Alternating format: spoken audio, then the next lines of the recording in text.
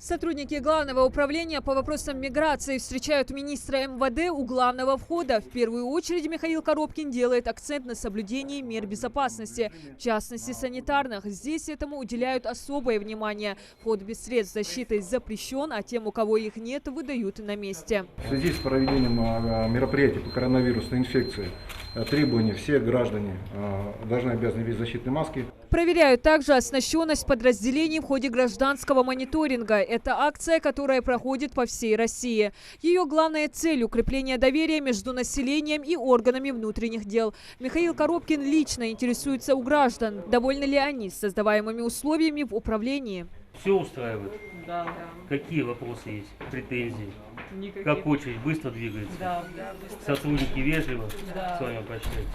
Министр обращает внимание и на обеспеченность беспрепятственного доступа инвалидов к услугам. Здесь предусмотрен пандус, кнопка вызова сотрудника для лиц с ограниченными возможностями здоровья, специализированное место на парковке. Также Михаил Коробкин дал указание принимать таких посетителей без очереди. Без очереди обслужить? Так точно. Точно порядок. Только перед вашим приездом провожали, помогали. Только зашла.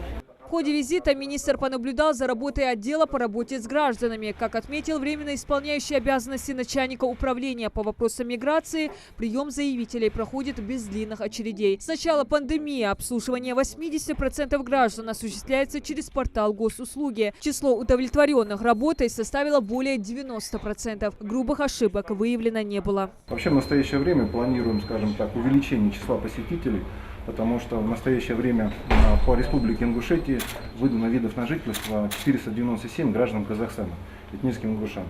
Новое законодательство позволяет уже возможность не ждать 5-летний срок видов на жительство, а сразу обращаться за получением гражданства. Поэтому сотрудники окружены, проводятся активные меры. Также Михаил Коробкин пообщался с группой по работе с соотечественниками, беженцами и вынужденными переселенцами. В свою очередь сотрудники отчитались, как в период пандемии осуществляется оформление временной регистрации мигрантам и порядок получения гражданства. Вот сейчас у нас находится на рассмотрении заявления в основном граждан Украины, из Донецкой и Луганской областей.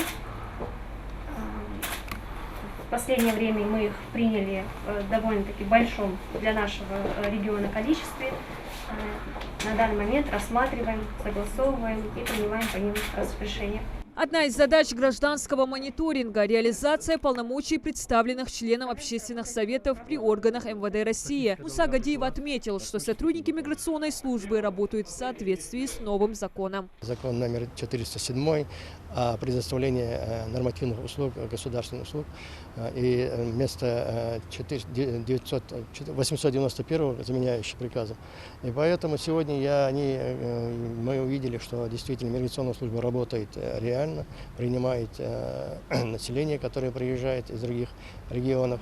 В целом министр МВД деятельность подразделения оценил положительно. Отметил, что в работе с заявителями полицейских отличает и наличие таких навыков, как вежливость, умение вести конструктивный диалог, профессионализм и внимательность. Мероприятия в рамках акции «Гражданский мониторинг» также планируют провести и в других подразделениях по вопросам миграции МВД Ингушетии. Диана Дударова, Адам Далаков, Новости 24.